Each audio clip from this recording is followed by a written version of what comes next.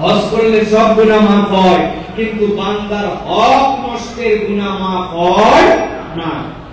তো আমরা দেখব আজকে যে আল্লাহ রাব্বুল আলামিন যে বান্দার হক নির্ধারণ করেছেন, এই হকগুলোকে মূলত 6টা ক্যাটাগরিতে ভাগ করেছেন। বান্দার হক কয়টা? 6 ধরনের ক্যাটাগরি। 1 নম্বরে আল্লাহ রাব্বুল আলামিন প্রত্যেক বান্দার জন্য জীবনের একটা অধিকার দান করেছেন। একজন বান্দা অপর বান্দাকে কখনো অন্যায়ভাবে, কখনো তাকে হত্যা করা, শেষ করা, নির্যাতন করা, জুলুম করা, অথবা তাকে নির্বিচারে গুলি করে বা অন্য কোনো ভাবে হত্যা করবে, এটা কখনো কোনো মুসলমানের গুনাহগান হতে পারে না। আল্লাহ রাব্বুল আলামিন বলছেন, মান কাতালা নাফসান বিগাইরি নাফসিন আও ফাসাদিন ফিল আরদ ফাকান্নামা কাতালান নাস জামিআন ওয়া মান আহইয়াহা ফাকান্নামা আহইয়ান নাস জামিআ। আল্লাহ বলছেন, আমার বান্দা প্রথমে তুমি মাথার মধ্যে এটা নিয়ে ফেলো, তুমি যে পর্যায়ে থাকো না কেন, তোমার অবস্থান যাই হোক না কেন, আল্লাহ বলছেন কেউ যদি কোনো একটা মানুষকে অন্যায়ভাবে হত্যা করে, আল্লাহ বলছেন এই অন্যায় হত্যাটা তার পিছনে কোনো যৌক্তিক কারণ ছিল না। আল্লাহ বলছেন এই অন্যায় হত্যা একজনকে করে, কিন্তু আল্লাহর কাছে এই হত্যাটা এমন, সে যেন পুরা পৃথিবীর মানুষকে হত্যা করেছে। আল্লাহু আকবার। আল্লাহ রাব্বুল আলামিন এরপরে বলছেন, ওয়া মান আহইয়াহা ফাকান্নামা আহইয়ান নাস জামিআ। আর কেউ যদি একজন মানুষের জীবন সেটা সংরক্ষিত করার জন্য চেষ্টা করে, সে যেন পুরা মানব জগৎকে রক্ষা করার জন্য চেষ্টা করলো। অতএব প্রিয় ভাইরা, আমাদেরকে শপথ নিতে হবে কখনো কোনো মানুষ হত্যা, মানুষের ক্ষতি, এটা যেন আমাদের দ্বারা না হয়। আর যারা এই রকম করবে, আমাদেরকে তাদের বিরোধিতা করতে হবে, অন্ততপক্ষে তাদের সহযোগী হওয়া যাবে না। রাজি আছেন তো ইনশাআল্লাহ? আল্লাহ আমাদেরকে বুঝার তৌফিক দান করুক। এটা 1 নম্বর জীবনের অধিকার। 2 নম্বর সম্পদের অধিকার। কোন মানুষ কোন মানুষের সম্পদ অন্যায়ভাবে গ্রহণ করতে পারে না। আল্লাহ রাব্বুল আলামিন কোরআনুল কারীমের মধ্যে বলেছেন, লা ইয়াকুলু আমওয়ালুকুম বাইনাকুম বিল বাতিল। খবরদার, তোমরা একজন আরেকজনের সম্পদ অন্যায়ভাবে গ্রাস করো না। খুব ইন্টারেস্টিং একটা কথা আছে এই জায়গায়। আপনারা জানেন কোরআনুল কারীমে যে সিয়ামের আয়াতে কারিমাগুলো আসছে, ওই সিয়ামের আয়াত, রোজার আয়াত, সেখানে আল্লাহ বলছেন তোমাদের জন্য আল্লাহ ফরজ করেছেন সকাল থেকে সন্ধ্যা পর্যন্ত তোমরা আল্লাহর জন্য পানাহার, আল্লাহর জন্য তোমরা যাবতীয় অনাচার, এবং আল্লাহর জন্য তোমাদের যে বৈধ তোমাদের যে সঙ্গিনী তার সাথে তোমাদের সহাবস্থান করা, এটাকেও আল্লাহ নিষেধ করেছেন। সুতরাং রোজার মাসে কেউ যদি আপনাকে পামপট্টি দিয়ে এসে বলে, ভাই যে বড় রোজা, প্রায় 16-17 ঘন্টা আপনার মুখ চোখটা শুকায় গেছে, আপনার জন্য আমার খুব মায়া ভাই, এই যে আপনার জন্য একটা জুসের কৌটা আনছি, বোতল আনছি, এই জুসের বোতলটা আপনি চুপ চুপ করে ঘরের মধ্যে যাই খাবেন, কেউ দেখবে না, সেই জায়গায় আপনি খাবেন, শুধু আমি আপনাকে গোপনে সাপ্লাই দিলাম। এরকম যদি কেউ আপনাকে মহাব্বত দেখাতে রোজার মাসে দেখাতে আসে, আপনি কি করবেন ভাই? সাধ্য থাকলে ওরা ঠাড়ায় থাপড়ায় ঠিক করে দিবেন, ব্যাককল কোথাকার, তুমি আমারে ঘরের মধ্যে খাওয়ার পরামর্শ দিতে আসছো, ঘরের মধ্যে খাইলে আল্লাহ দেখে না? কথা ঠিক কি না? ওই বলছে ভাই ঘরের মধ্যে যদি আল্লাহ দেখে তাও একটা কথা, কিন্তু আপনি যদি ওয়াশরুমের মধ্যে যান, যাওয়ার পরে যদি আপনি ওয়াশরুমে শাওয়ার নিতে নিতে পানি 2 ঢোক খান, এইখানে তো কেউ দেখে না, অতএব এই পানিটা অন্তত আপনি খেতে পারেন। আপনারা কি মনে করেন যে বাথরুমের ভিতরে শাওয়ার নিতে নিতে 2 ঢোক পানি খেলে রোজা ভাঙবে না? তাই তো? কথা বলেন, রোজা থাকবে না ভাঙবে? আল্লাহ সেখানে দেখে না? দেখে না? আল্লাহ বলছেন, যেই আল্লাহর ভয়ে তুমি পানাহার করো না, যেই আল্লাহর ভয়ে তুমি খাও না, যেই আল্লাহর ভয়ে তুমি সকাল থেকে সন্ধ্যা পর্যন্ত গোপনেও তুমি পানাহার পরিহার করো, আল্লাহ বলছেন ওই আয়াতে কারিমার শেষের দিকে, ওয়ালা তাকুলু আমওয়ালুকুম বাইনাকুম বিল বাতিল, খবরদার তোমরা একজন আরেকজনের সম্পদ অন্যায় করে ভক্ষণ করো না। ওইটা যেরকম আল্লাহকে ভয় করে সিয়াম পালন করো, অপরের অংশ হক নষ্ট করার ক্ষেত্রেও তোমরা সাবধান হও। প্রিয় ভাইয়েরা, আমাদের দেশে বহুত হাজী সাহেব, বহুত নামাজি সাহেব মা মারা গেছে, বাপ মারা গেছে, যাওয়ার সময় বলে গেছে বাবা বোনের হকটা দিয়ে দিস। ওই যে বাপ মা বলে গেছে, এরপরে 20 বছর 30 বছর পার হয়েছে, চাপাবাজি করে, চিটিংবাজি করে, চালাকি করে আজ পর্যন্ত বোনের হক ঠিক মতো আদায় করে নাই। কিন্তু নামাজ, রোজা, হজ, যাকাতে বিরাট বড় আপডেটেড পারসন। এরকম লোক আছে না ভাই? কথা বলেন, আছে না ভাই? মানুষের সম্পদ 2 নম্বরই করে ভক্ষণ করেছে। উনারে বানাইছিল কেয়ারটেকার, উনি হয়ে গেছে এখন মালিক। এরকম ঘটনা ঘটে কিনা ভাই? আহা, উনারে দেখভাল করার দায়িত্ব দিছিল, উনি এমন চিটিংবাজি করছে যে মালিক সেই মালিককে উষ্টায় লাত্তি দিয়ে এখন নিজেই মালিক হয়েছে। মনে করছে আল্লাহ খালি রোজার খাওয়ার না খাওয়া দেখে, আল্লাহ মানুষের সম্পদ ভক্ষণ করা মনে হয় দেখে না। এটা হচ্ছে 1 নম্বরের টাউট মুসলমান, ঠিক কিনা? এরকম মুসলমান আমাদের সমাজে আছে কিনা ভাই? খুব সাবধান প্রিয় ভাইরা। অতএব কোন মানুষের সম্পদ যেন আমার দ্বারা ভক্ষণ করা না হয়, আল্লাহর আদালতে তাহলে আমাকে হিসাব দিতে হবে। এটা গেল 2 নম্বর। 3 নম্বর, কখনো কোনো মানুষের মর্যাদা হানি করা যাবে না। আমরা অনেক সময় কথায় কথায় বিভিন্ন আচরণে মানুষের মর্যাদা হানি করি। আল্লাহ রাব্বুল আলামিন বলেছেন, ইয়া আইয়ুহাল্লাযীনা আমানু লা ইয়াসখার কওমুম মিন কওমিন আসা আন ইয়াকুনু খায়রাম মিনহুম। খবরদার একজন আরেকজনের বংশমর্যাদা নানান অবস্থান নিয়ে খোঁচাখুচি করো না, একজন আরেকজনকে গালাগালি দিও না। হতে পারে তার মর্যাদা তুমি দুনিয়ায় দেখতেছো কম, কিন্তু আল্লাহর কাছে ওই মানুষের মর্যাদা অনেক বেশি। এই জন্য কখনো কাউকে খোঁচাখুচি করা যাবে না, আর ব্যঙ্গাত্মক নামে কখনো কাউকে ডাকা যাবে না। আল্লাহ সূরা হুজরাতের উপর একটা চমৎকার বর্ণনা দিয়েছেন, ওয়ালা তানাবাযু বিল আলকাব বিসাল ইসমুল ফুসুক বাদাল ঈমান। আল্লাহ বলছেন একজন আরেকজনের নাম ব্যঙ্গ করে ডাকো না।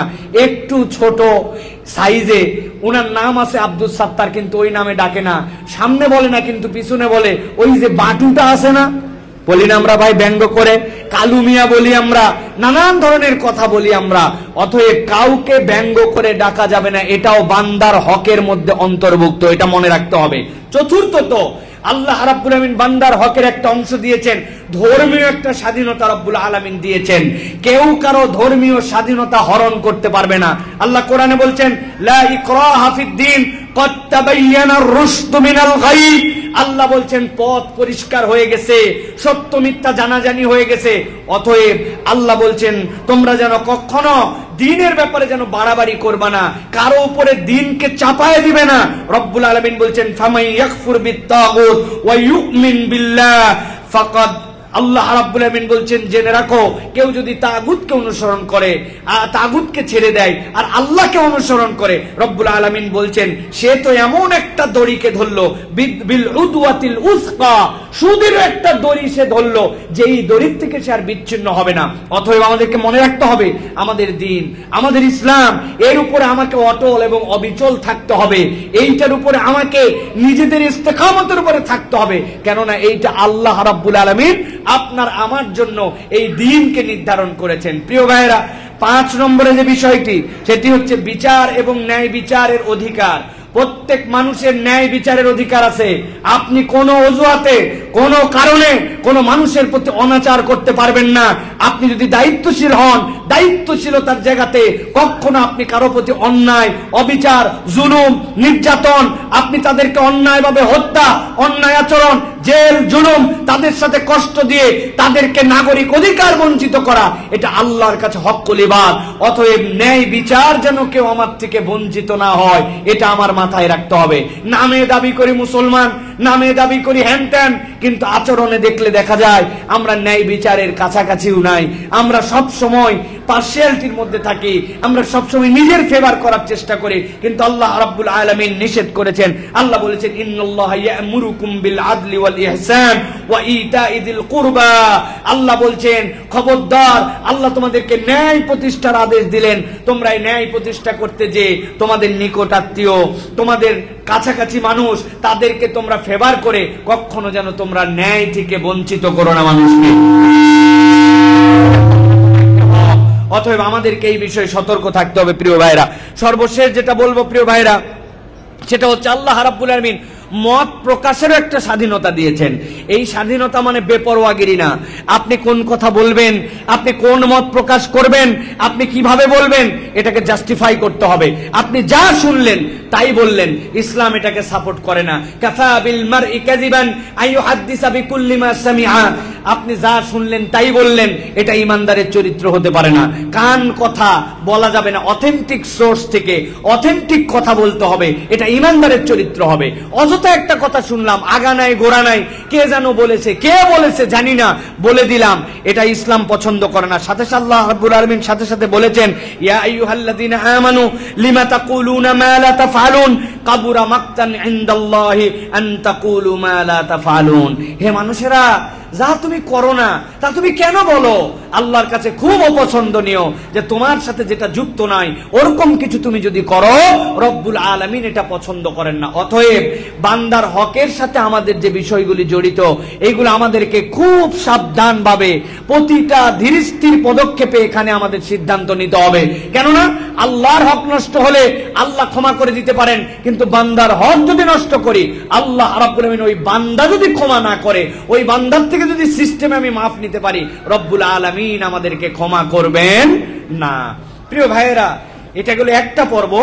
আজকে মৌলিকভাবে আমি যে কথাটি আপনাদের কাছে ফোকাস করতে চাই, এটা আমার ধারণা এর আগে এইভাবে হয়তোবা আপনারা শোনেন নাই।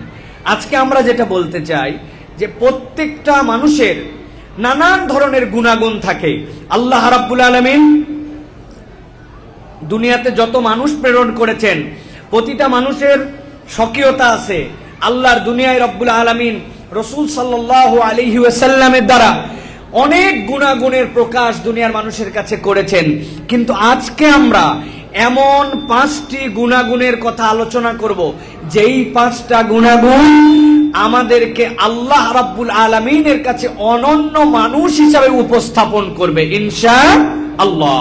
5টা গুণাগুণের কথা, যেই 5টা গুণ আল্লাহ রাব্বুল আলামিন এত পছন্দ করেন যে অনেক গুণ তো আছেই, কিন্তু এই 5টা গুণ যদি আমাদের জীবনে আমরা নিতে পারি, আল্লাহর কাছে আমরা এক্সেপশনাল হিসাবে, আল্লাহর কাছে আমরা একটা আদর্শিক মানুষ হিসাবে আল্লাহর কাছে আমরা কবুল হব। আজকে আমরা সিদ্ধান্ত নিব ইনশাআল্লাহ আমাদের জীবনে এই 5টি গুণের সমাহার আমরা করব ইনশাআল্লাহ। রাজি আছেন ইনশাআল্লাহ? তাহলে গুণাগুণ কয়টার কথা বলছি ভাই? 5টা। হাতগুলা রেডি করেন এরকম করে। আমি যখন বলবো কয়টা, হাত তুলে দেখাতে হবে 5টা। গুণাগুণ কয়টা?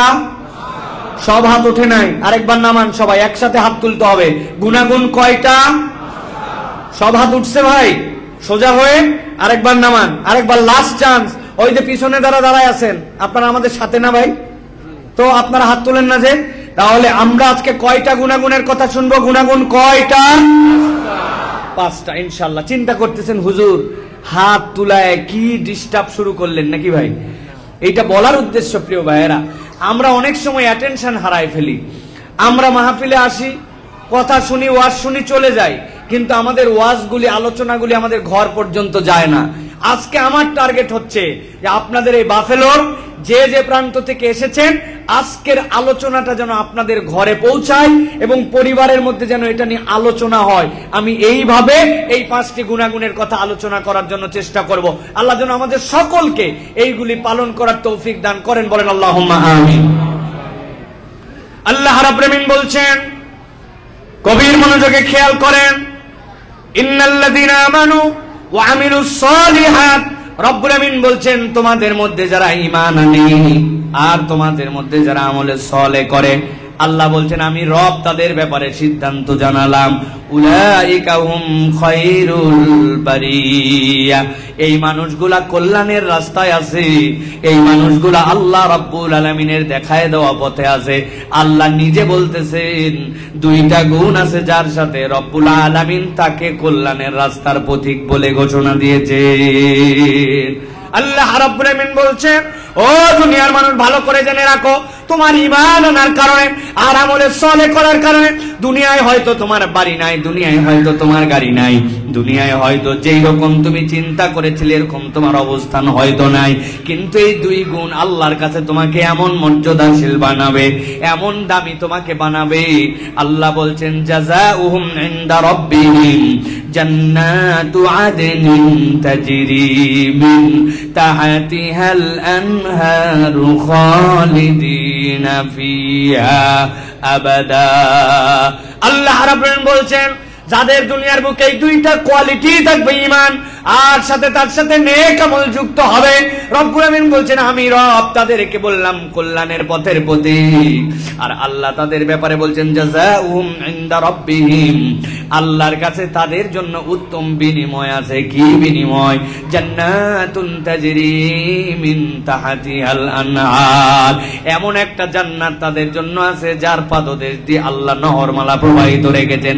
খালিদিনা ফিহা আবাদা, একবার যদি ওই জান্নাতে ঢুকে আল্লাহ বলছেন আমার ওই বান্দাদেরকে আর কখনোই জান্নাত থেকে আমি বের করব না। সুবহানাল্লাহ। আল্লাহ রাব্বুল আমিন এরপরে বলছেন দুনিয়ার মানুষ তুমি কি মনে করো জান্নাতে যেতে পারাই কি তোমার চূড়ান্ত সফলতা? জান্নাতে ঢুকে গেছো মানে কি তুমি সফল একমাত্র নাকি? আল্লাহ বলছেন না বান্দা, আমি রব এর থেকেও বড় নিয়ামত তোমার জন্য রেখেছি। আল্লাহ কোরআনুল কারীমের মধ্যে বলছেন রাদিয়াল্লাহু আনহু যালিকা লিমান খাশিয়া রাব্বাহ, ও দুনিয়ার মানুষ জেনে রাখো আল্লাহ রাব্বুল আমিনের পক্ষ থেকে তোমার সবচেয়ে বড় নিয়ামত তুমি যদি ঈমানের উপর অবিচল থাকো আর আমলে সালেহ করো, আল্লাহ যেই জান্নাতে ঢুকাবেন ওই জান্নাতের মধ্যে রব তোমার প্রতি এমন খুশি হবেন, তুমিও রবের প্রতি এমন খুশি হবে, ওই জান্নাতে আল্লাহ রাব্বুল আমিন আর কখনো তোমার উপরে রাগ করবেন না। সুবহানাল্লাহ। নবীজি সাল্লাল্লাহু আলাইহি সাল্লাম বলছেন জান্নাতীরা যখন জান্নাতে ঢুকে যাবে, যাওয়ার পরে হঠাৎ করে রব্বুল আলামিন একদিন জান্নাতে হাজির হবেন। জান্নাতে হাজির হওয়ার পরে রব্বুল আলামিন জান্নাতীদেরকে বলবেন ইয়া আহলাল জান্নাহ। জান্নাতীরা সাথে সাথে বুঝবে এটা আমাদের রবের গলা, আমাদের রব এইভাবে কথা আমাদের সাথে বলেছেন, আমাদেরকে ডাক দিয়েছেন। জান্নাতীরা সাথে সাথে বলবে লাব্বাইকা ওয়া সাদাইক ওয়াল খায়রু বিয়াদাইক, আয় আমাদের রব আমরা হাজির আছি, ভালো মন্দ সব তো আপনার হাতে। রব্বুল আমিন জান্নাতীদেরকে জিজ্ঞাসা করবেন হাল রাদিতুম, তোমরা কি জান্নাতে খুশি আছো নাকি? জান্নাতীরা অবাক হবে, এত নিয়ামত পাওয়ার পরে রব কেন এই কথা আমাদেরকে বলেন? জান্নাতীরা আনন্দ চিত্তে বলবে রব্বুল আলামিন তুমি বলো কি ওয়া মা লাকা লা নারদা ইয়া রাব্বানা ওয়া ক্বাদ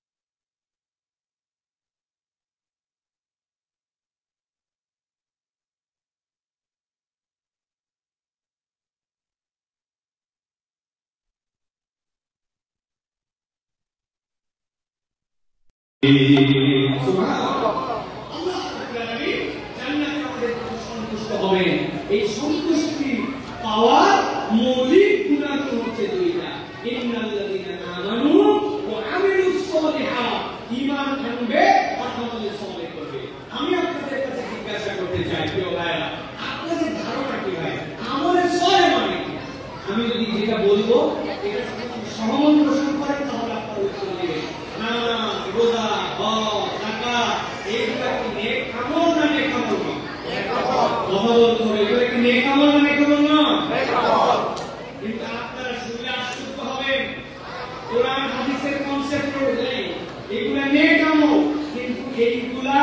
আল্লাহ পাকের যে আমলে সওয়াল বলছে, এই আমলে সওয়ালের কনসেপ্টে যদি নেক আমল না, এটা শুদ্ধ কথা।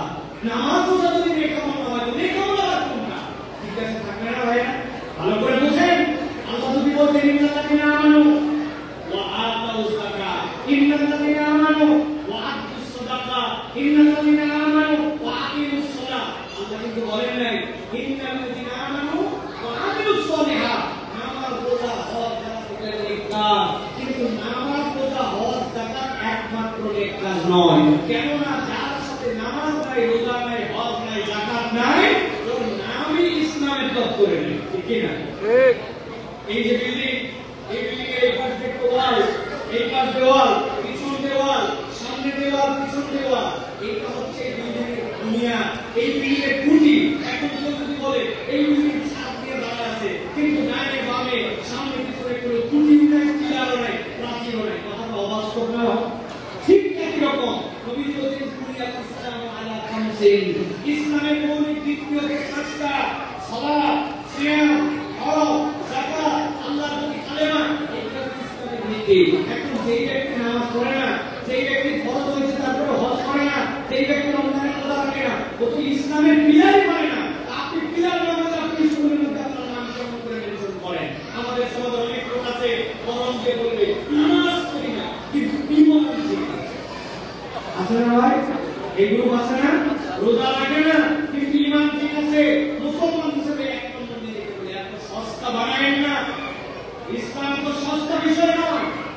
আপনি একটা স্কুলের ছাত্র, ওই স্কুলের পরীক্ষা দেওয়া লাগে, স্কুলের আপনাকে ড্রেস করতে হয়, স্কুলের প্রথম সময়, দ্বিতীয় সময় স্কুলের পরীক্ষা আপনাকে পরিশ্রম করতে হয়। আপনি কিচ্ছু নাই, খালি বলতেছেন আমিও স্কুলের ছাত্র।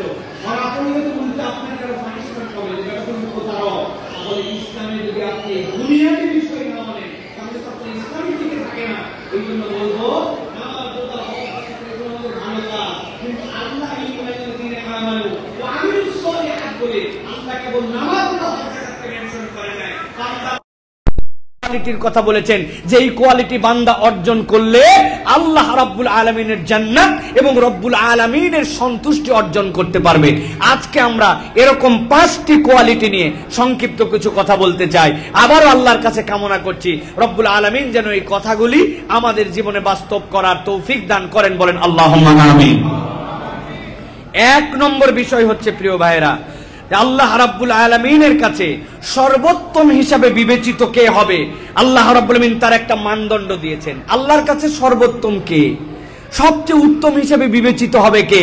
রাসূল সাল্লাল্লাহু আলাইহি ওয়াসাল্লাম বলছেন, খায়রুকুম মান ইউরজা খায়রুহু খায়রুহু ওয়া ইউমানু শাররুহু, তোমাদের মধ্যে উত্তম সে যার কাছ থেকে কল্যাণ আশা করা হয়, কোনো অকল্যাণ আশা করা হয় না।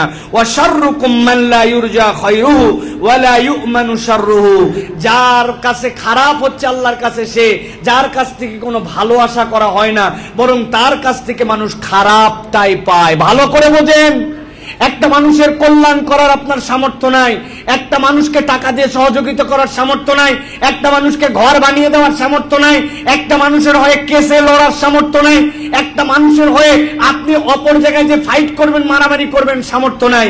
কিন্তু নবীজি বলছেন, যদি তোমার দ্বারা অকল্যাণ আশা না করে, তোমার থেকে হলে শুধু কল্যাণটুকুই আশা করে, এইটুকু একটা মানুষের টপ কোয়ালিটির আল্লাহ রাব্বুল আলামিনের কাছ থেকে এটা বড় একটা আমানত। এইটা কেননা মানুষ জানে পাইলে ও কল্যাণ করবে, কিন্তু কখনো সে আমার ক্ষতি করবে না।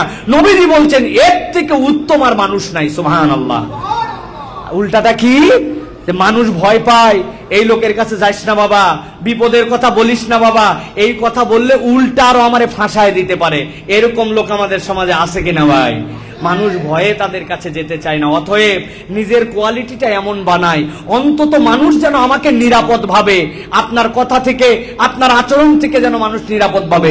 এমন কতকগুলা মানুষ আছে যাদের মুখের কথাকেও মানুষ ভয় পায়, বলে বাবারে বাবা, যে মুখ খারাপ এই লোকের, আর যে কটকটা কথাবার্তা বলে, এই লোকের কাছে আমাদের যাওয়ার দরকার নাই। আছে না ভাই এরকম? এই লোক যখন আবার মারা যায়, ইমাম সাহেব তখন জিজ্ঞাসা করে, হাজিরান মজলিস, অমুকে মারা গেছে, মেহেরবানি করে আপনারা বলেন লোকটা কেমন ছিল।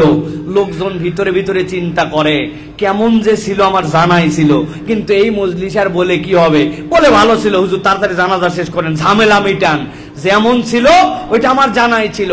অতএব মুখে না বললেও অন্তরে আমরা মানুষের সাথে হয়তো এমন কষ্ট দিয়েছি, আমাকে এই লোক আমাকে 2 টাকা দিয়ে কোনোদিন হেল্প করে নাই, এই লোক আমার সাথে কোনোদিন লেনদেনের সম্পর্কে সম্পর্কিত ছিল না, কিন্তু এই লোকটার দ্বারা কোনোদিন অকল্যাণ হয় নাই, হাসি মুখের মানুষ ছিল, ভালো মানুষ ছিল। এটা আল্লাহর কাছে একটা কবুল সাক্ষী হিসাবে বিবেচিত হয়ে আল্লাহ এই কারণে আপনার আমার জান্নাত লিপিবদ্ধ করে দেন। সুবহানাল্লাহ।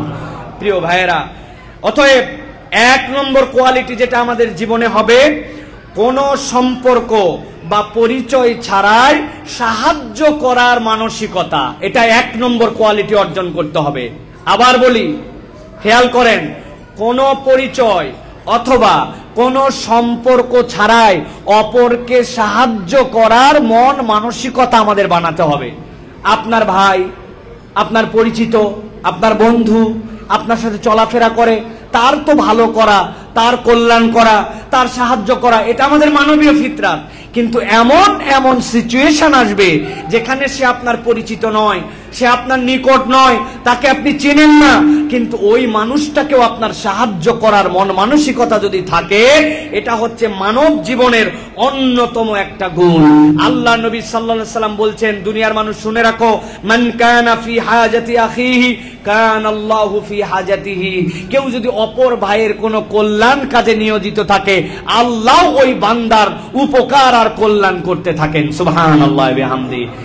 আপনার জীবনে এইরকম একটা সহযোগিতা করেন, টার্গেট করেন যে যেই লোকের আমি সহযোগিতা করলাম ওই লোক এক জীবনে আমার এই সহযোগিতা কখনো শোধ করতে পারবে না। আমার আপনার জীবনে এরকম একটা আমল আমাদের জীবনে যুক্ত থাকা উচিত যে আমরা জীবনে কখনো এমন একটা উপকার কারো করব, এক জীবনে আমাদের এই উপকারটা সে কখনো শোধ দিতে পারবে না। আমি আমার জীবনে এরকম একটা উপকার কারো করছি, হৃদয় থেকে এই মানসিকতা অর্জন করা আমাদের জন্য দায়িত্ব।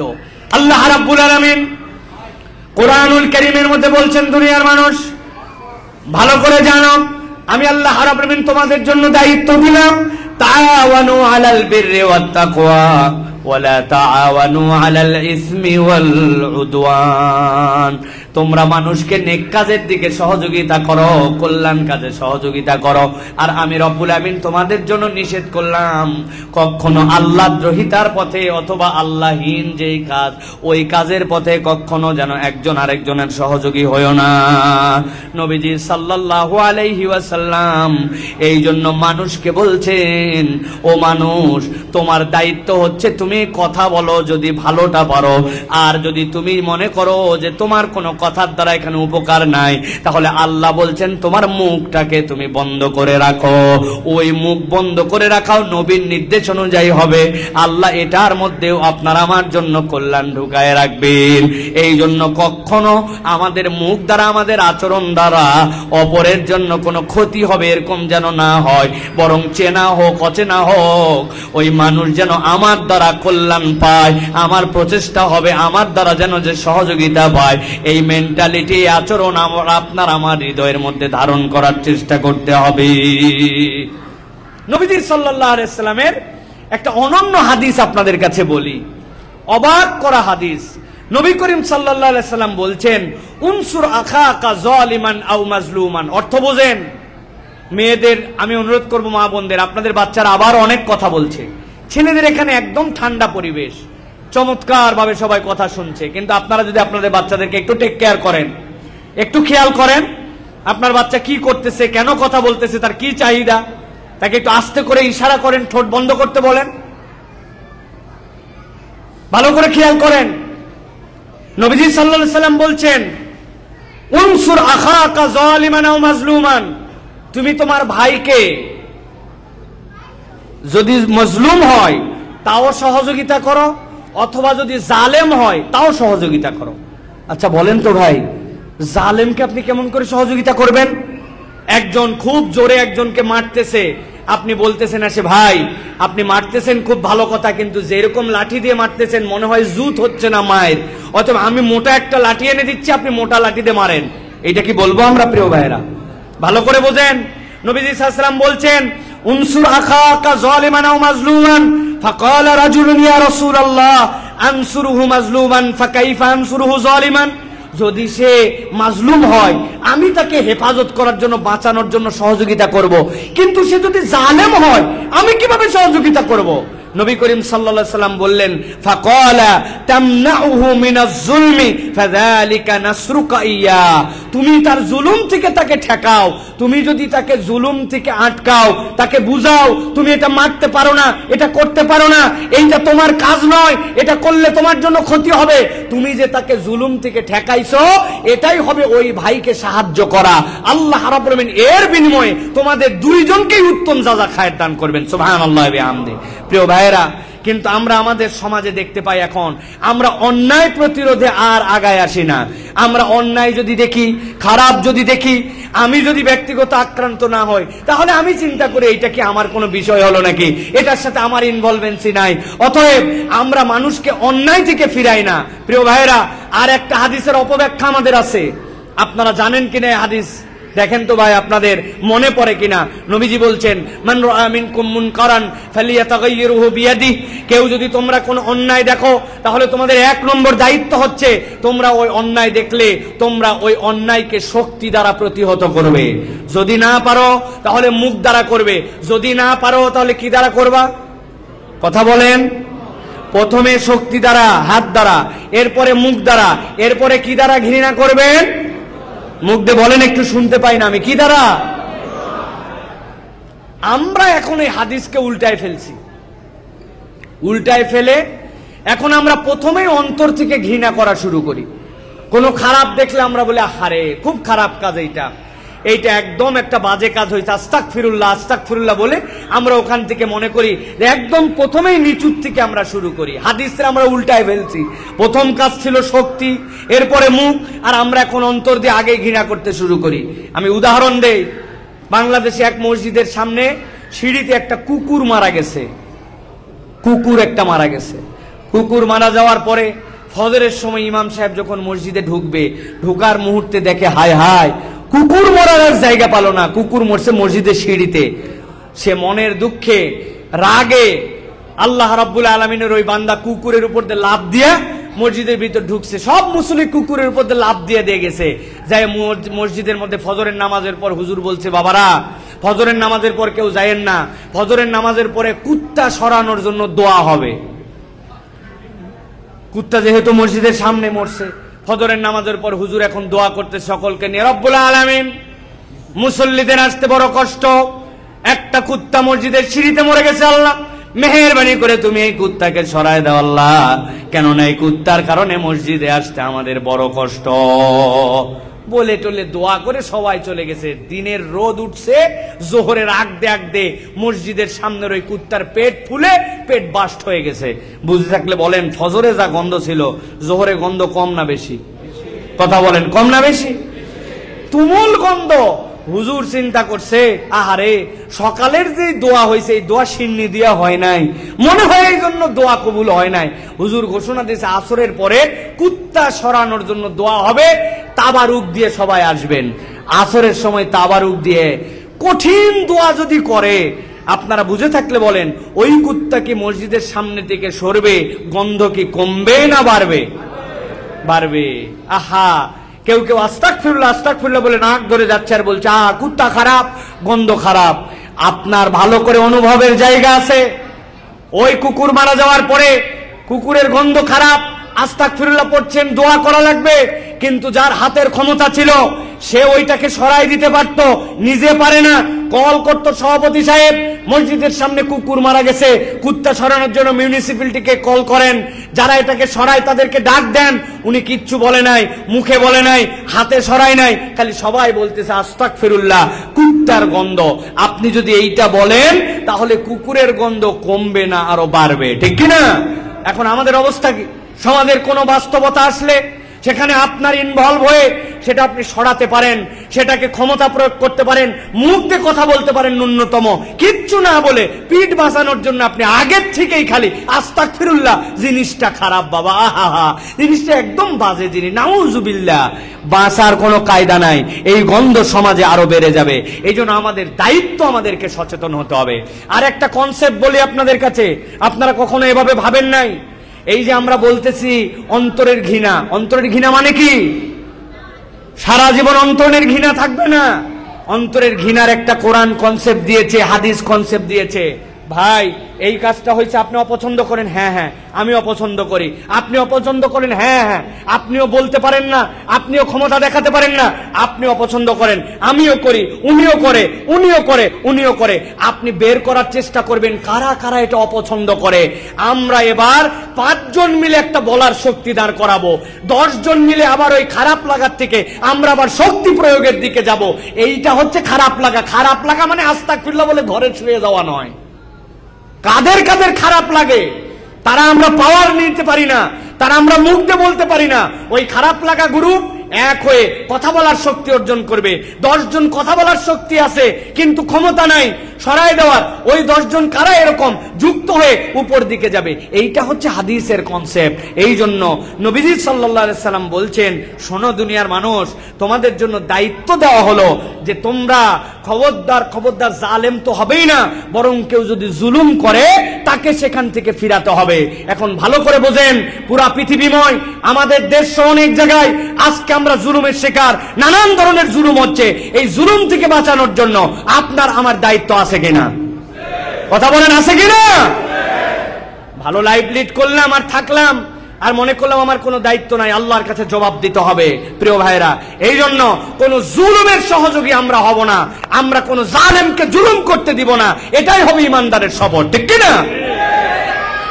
আল্লাহ আমাদেরকে বোঝার তৌফিক দান করুক। প্রিয় ভাইরা, অতএব 1 নম্বর যোগ্যতা, মা বোনেরা এবং ছেলেরা, আপনাদেরকে কিন্তু আমি জিজ্ঞাসা করব, মাইক পাঠাবো, আপনাদের কাছে ধরবো। 1 নম্বর কোয়ালিটি হবে, চিনি না, সম্পর্ক নাই, পরিচয় নাই, কিন্তু আমি তারপরেও একজন ইমানদার হিসাবে সাহায্য করার মেন্টালিটি আমার মধ্যে থাকবে। আল্লাহ যেন তৌফিক দান করেন। 2 নম্বর গুণাগুণ, আমাদেরকে উদার হতে হবে। ইসলাম আপনাকে আমাকে উদার হতে শেখায়, আর ইসলাম তর্ক পরিহার করতে শেখায়। উদার মানে কি? আপনার অন্তরটা উদারতায় ভরপুর হবে। এখানে 2 ধরনের উদারতা আছে। একটা ধর্মীয় উদারতা, এখানে আমরা ধর্মীয় উদারতার অনেক কনসেপ্টই বুঝি না। ইসলাম অনেক বিষয় বলেছে আমাদের কাছে, যেইগুলি কনসেপ্ট ইসলামের ক্ষেত্রে ওয়াইড। ইসলাম আমাদেরকে উদারতার কতকগুলা চ্যাপ্টার দেখিয়েছে। নবী করিম সাল্লাল্লাহু আলাইহি ওয়াসাল্লাম থেকে হাদিসগুলি যেগুলি এসেছে, সেই হাদিসের আমল অনুযায়ী দেখা যায় নবী করিম সাল্লাল্লাহু আলাইহি ওয়াসাল্লামের কতক সাহাবী, যেটা হাদিস দ্বারা প্রমাণিত, যে রফুল ইয়াদাইন, হাত সামি আল্লাহু লিমান হামিদা বলার পরেও তুলতেন। আবার আব্দুল্লাহ ইবনে মাসউদ রাদিয়াল্লাহু তাআলা আনহু সহ যারা নবীজির শেষ জীবনের আমল নামাজে দেখেছেন, তারা দেখেছেন নবী করিম সাল্লাল্লাহু আলাইহি ওয়াসাল্লাম এটা করতেন না। হাদিসের ভাষায় কেউ কেউ আমিনকে দীর্ঘ করতেন, কেউ কেউ আমিনকে আস্তে করে বলতেন। এইগুলো হাদিসের বিভিন্ন মাসালা। এখন আপনি আমিন জোরে বলা পার্টি, আপনি রফুল ইয়াদাইন, আমার হাদিসই উত্তম হাদিস, এটাই তোমাকে করতে হবে, এটা তোমার জন্য না করলে তুমি সুন্নত করতেছো না, এটা একটা মিসকনসেপ্ট। নবীর হাদিস দ্বারা যদি রফুল ইয়াদাইন না করাও থাকে, করাও থাকে, নবীর হাদিস দ্বারা যদি আমিন জোরে আসতে 2 কনসেপ্ট মুস্তাহিদরা নিয়ে থাকেন, তাহলে 2টাই হাদিস। আপনি যখন একটাকে বাধ্য করবেন, তার মানে বোঝা যাবে আপনি একটা হাদিসকে অস্বীকার করতেছেন, কেননা হাদিস তো 2টা, কিনা? অতএব এইগুলা নিয়ে ফিতনা করা,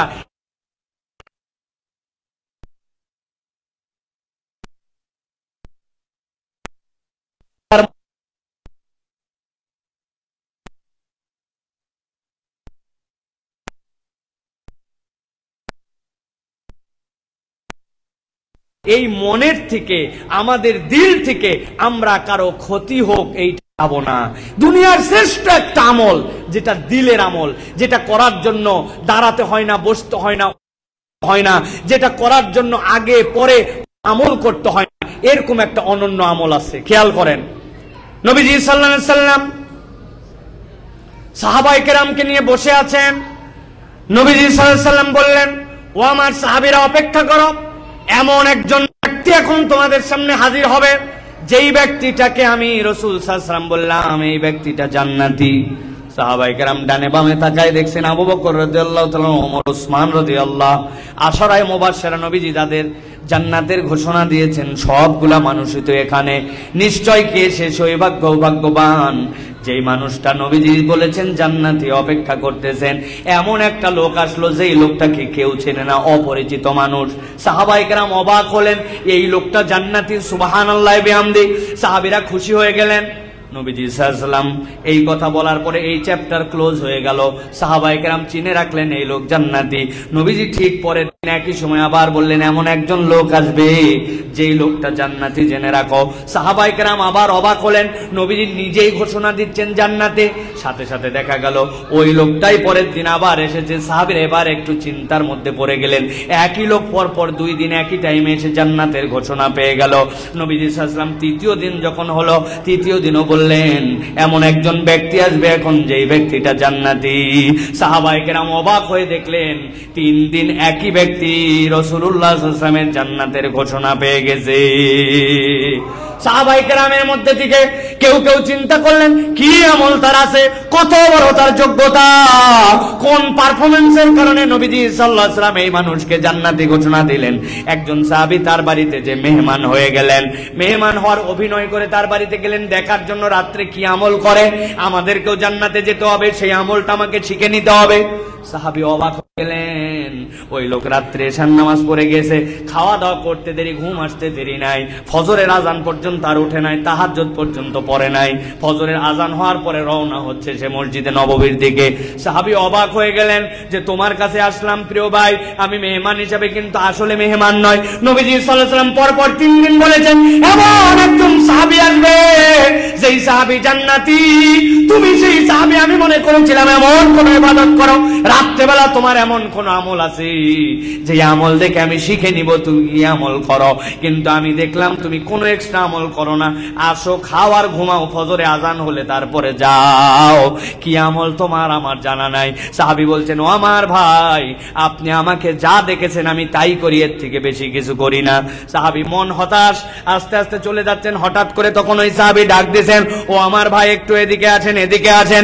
সাথে সাথে সাহাবী ঘুরে আসছে, বলে আমার ভাই আপনি যা দেখেছেন তাই তো আমার আমল, কিন্তু রাত্রে বিছানায় শোয়ার পরে আমি একটা আমল করি, জানি না এই আমলটাই সেইটা আল্লাহর নবী যেই কারণে আমাকে জান্নাতি বলেছেন কিনা। কি আমল করো ভাই একটু বলো তো, কোন দোয়া পড়ো, কোন তাসবিহ পড়ো? সাহাবী বলতেছে আমি কোন দোয়া তাসবিহ পড়ি না, রাত্রে যখন আমি বিছানায় শুই, শোয়ার পরে আমি খানিকক্ষণ ধরে একটু চিন্তা ভাবনা করি আজকে কার সাথে আমার কথা কাটাকাটি হয়েছে, কার কোন আচরণে আমার মনে কষ্ট লাগছে, কার সাথে আমার মনের মধ্যে একটা দূরত্ব তৈরি হয়েছে। আমি শোয়ার পরে সেইগুলার নাম, সেইগুলা সাথে সাথে চিন্তা ভাবনা করার পরে আল্লাহকে সাক্ষী রেখে বলি ও আমার রব তুমি সাক্ষী থাকো, আমি এখন ঘুমাতে যাচ্ছি, আল্লাহুম্মা বিইসমিকা আমুতু ওয়া আহইয়া বলে। এই ঘুম আমার জন্য ছোট্ট একটা মরণ, আমি ওই মরণে যাওয়ার আগে আমি দুনিয়াতে যার সাথে আমার আজকের দিনে যত ধরনের অন্তরের মধ্যে কষ্ট বেদনা যা ছিল সবগুলা মাফ করে দিলাম, কারো প্রতি কোনো হিংসা বিদ্বেষ রাখলাম না, ও আমার রব তুমিও আমাকে মাফ করে দিও। সাহাবী সাথে সাথে লাফ দিয়ে উঠে বলছেন ও আমার ভাই, ও আমার ভাই, তোমার কোনো আমল না থাকলেও আমি সাক্ষ্য দিচ্ছি এই অন্তরের আমলটা এমন আমল, 1 দিন 2 দিন নয়, আল্লাহর নবী 3 দিন তোমাকে জান্নাতি হিসাবে ঘোষণা দিয়েছে। অতএব প্রিয় ভাইয়েরা, অন্তরকে পরিষ্কার করতে হবে, অন্তরের মধ্যে আপনার একটা উদারতা থাকতে হবে, মানুষের জন্য আপনার অন্তরটা বড় বেশি একটা উদার হতে হবে। নবীজি সাল্লাল্লাহু আলাইহি সাল্লাম বলছেন ইন্না আমিনিন নাসি আলাইয়া ফি সুহবাতিহি ওয়া মালিহি আবা বকর। যেই নবী সাল্লাল্লাহু আলাইহি সাল্লাম এত বড়, যেই নবীকে আল্লাহ রাব্বুল আলামিন হাবিব বলে ঘোষণা দিয়েছেন, ওই নবী সাল্লাল্লাহু আলাইহি সাল্লামের দিলটা কত উদার, কত প্রশস্ত। তিনি আবু বকর সিদ্দিক রাদিয়াল্লাহু তাআলা আনহুর ব্যাপারে বলছেন, আবু বকর আমার এমন বন্ধু, যার থেকে বড় সাথী সহবত এবং যার থেকে বড় সম্পদ দ্বারা, অন্য কারোর সম্পদ দ্বারা আমার এত ফায়দা হয় নাই। নবীজি এ কথা না বললেও সমস্যা নাই, যেহেতু আল্লাহ রাব্বুল আলামিন নবীজি সাল্লাল্লাহু আলাইহি ওয়াসাল্লামকে সব কিছুর নিয়ামত দেন, কিন্তু আল্লাহ নবী দিলের উদারতায়, দিলের প্রশস্ততায় আবু বকর সিদ্দিক রাদিয়াল্লাহু তাআলার সম্পদ দ্বারা যে নবীজি উপকৃত হয়েছেন, আবু বকর সিদ্দিক রাদিয়াল্লাহু তাআলার সোহবত দ্বারা যে তিনি উপকৃত হয়েছেন, এই উদারতাতে আল্লাহ নবী এটাও জানিয়ে দিয়েছেন। সুবহানাল্লাহ। আবু বকর রাদিয়াল্লাহু তাআলা জাবালে শহরের মধ্যে শুয়ে আছেন, আল্লাহ নবী সাল্লাল্লাহু আলাইহি ওয়াসাল্লাম আবু বকর সিদ্দিক রাদিয়াল্লাহু তাআলা কোলের উপরে মাথা দিয়েছেন। আবু বকর সিদ্দিক রাদিয়াল্লাহু তাআলা পা গুলা দেখতেছেন, চিনতে পান, এই পা গুলা তো আমি চিনি, এরা না 100 উটের আশায় নবীর মাথা নেওয়ার জন্য দৌড়াদৌড়ি করে, কিন্তু ভিতরেও বিপদ কম না। যেই গুহার মধ্যে গিয়েছেন, আমি ওই গুহার মধ্যে একবার উঠেছি, প্রায় 6000 ফিট উঁচু। ওই গুহার মধ্যে নবী করিম সাল্লাল্লাহু আলাইহি ওয়াসাল্লাম শুয়ে আছেন। পুরাতন গুহা, কতগুলা গুহায় দেখা যায় যেই জায়গাতে সাপ দংশন করতে পারে। আবু বকর রাদিয়াল্লাহু তাআলা সবগুলা কাপড় ছিঁড়ে ছিঁড়ে বন্ধ করেছেন, কিন্তু কতগুলা বন্ধ করতে পারেন নাই। আবু বকর রাদিয়াল্লাহু তাআলা নিজের পা দিয়া, 2 পা দিয়ে ওই গুহার 2টা মুখ আর একটা হাত দিয়ে একটা মুখ বন্ধ করে রেখেছেন, যদি কোনো সাপ আবার নবীকে দংশন করে। একটা সাপ সত্যি সত্যি আবু বকর রাদিয়াল্লাহু তাআলাকে দংশন করলো। আবু বকর বিষে নীল হয়ে গেছেন, চোখের পানিগুলা নবীজির গায়ে মোবারকের পড়েছে। নবীজি জেগে উঠে বলে, আবু বকর বাড়ি ছেড়ে চলে যাও, মন খারাপ, অন্য কোনো কারণে মন খারাপ কাঁদো। বলেন না ইয়া রাসূলুল্লাহ, আপনার জন্য সবগুলা মুখ বন্ধ করছি, কিন্তু 2-3টা মুখ বন্ধ করার কাপড় ছিল না, গুজায় দিয়েছিলাম পাটা, সাপ দংশন করেছে, বিষ সহ্য করতে পারি না, জন্য চোখ দিয়ে পানি পড়ছে। নবীজি মুখ মোবারক থেকে থুতু নিয়া আবু বকর রাদিয়াল্লাহু তাআলা যেই না সেই জায়গায় লাগিয়ে দিয়েছেন, এক মুহূর্তে আবু বকর রাদিয়াল্লাহু তাআলা বিষ সেখান থেকে বিমুক্ত হয়ে গেছে। আবু বকর নবীজিকে যে সোহবত দিয়েছিলেন, আল্লাহ নবীর উদারতা এমন ছিল, না বললেও পারেন, কিন্তু নবীজি বলছেন, দুনিয়ায় যত মানুষ আছে, যার মাল থেকে, যার সোহবত থেকে আমি সবচেয়ে বড় উপকার পেয়েছি, তিনি হচ্ছেন হযরতে আবু বকর। সুবহানাল্লাহ। নবীজি দিলের প্রশস্ততা শিখিয়েছেন, উদারতা শিখিয়েছেন। আর নবী করিম সাল্লাল্লাহু আলাইহি ওয়াসাল্লাম বলছেন, আমার উম্মত আরেকটা বিষয় তোমরা সাবধান হও। কি সাবধান? মা দাল্লা কওমুন বাদা হুদান কানু আলাইহি ইল্লা উতুল জাদাল। দুনিয়াতে সুপথ প্রাপ্ত হওয়ার পরে যত মানুষ হেদায়েত থেকে দূরে চলে গেছে, অন্য কোনো কারণে নয়, তাদের তর্ক বিতর্কের কারণে তারা হেদায়েতের পথ থেকে বিচ্যুত হয়ে গেছে। নাউজুবিল্লাহ বলেন। আমরা তর্কবাগীশ, আমাদের থেকে তর্ক করার মতো কেউ নাই, কারণে অকারণে কোনো ফায়দা হবে না, তাও তর্ক করে আমাদের মানুষেরা। প্রিয় ভাইয়েরা, আল্লাহ নবী বলছেন, তর্কের কারণে, ঝগড়ার কারণে মানুষ পথ হারা হয়ে যায়। অতএব ঝগড়া, তর্ক পরিহার করতে হবে। আচ্ছা, আমরা যদি তর্ক পরিহার করি, একটা অনিবার্য তর্ক বেঁধেই গেছে, ধরেন আমাদের বউয়ের সাথেও আমাদের গন্ডগোল হয়, তর্ক হয়, হয় না ভাই? স্বামী স্ত্রীর মধ্যে অদ্ভুত অদ্ভুত গন্ডগোল হয়। স্ত্রী পুরা বাজার করতে দিছে, সব আনছে, হয়তোবা মাথায় দেওয়া নারিকেলের তেল আনতে ভুলে গেছে। বউয়েরা ডাইরেক্ট বলে, তোমার সাথে 22 বছর সংসার করে আমি কি পাইছি? কিছুই পাইনি। এক নারিকেলের তেলে 22 বছরের সংসার উধাও। আছে না ভাই? আবার স্বামীদেরও এরকম আচরণ আছে, এমন কথা স্ত্রীকে বলে বসে যে তার সারা জীবনের কষ্ট তার দিলের মধ্যে যে লেগে যায়। অতএব এই যে স্বামী স্ত্রীর ঠোকাঠুকি, লাগালাগি, অথবা একজন আরেকজনের সাথে তর্ক, এই তর্ক যদি আমরা পরিহার করি, কি ফায়দা হবে? ভালো করে শোনেন। নবী সাল্লাল্লাহু আলাইহি ওয়াসাল্লাম বলছেন, আনা যাগীমুম বিবাইতিন ফি রাবাদিল জান্নাহ লিমান তারাকাল মিরা ওয়া ইন মুহিক্কান। 2 লোক মিলে তর্ক করতেছে, ও জানে আমার কাছে যে যুক্তি আছে, তর্ক আছে, যদি তুই আমার সাথে তর্ক করিস বেটা, আমি সত্যের পক্ষে, আমাকে হারাতে পারবি না। কিন্তু নবী বলছেন সে চায় নাই, থাক, তারপর আমি তর্ক করব না, আমার লজিক ঠিক, আমার যুক্তি ঠিক, কিন্তু আমি তর্ক করব না। নবী বলছেন যে নিজের হক জানার পরেও কেবল তর্ক করলে দুইজনের তিক্ততা, দূরত্ব তৈরি হবে, এই জন্য তর্ক পরিহার করলো। নবীজি বলছেন, জান্নাতের মধ্য দেশে আমি রসুল গ্যারান্টি হলাম, তার জন্য একটা জান্নাত আমি নির্ধারিত রাখবো। সুবহানাল্লাহ। জানে সত্য, তাও তর্ক করে না।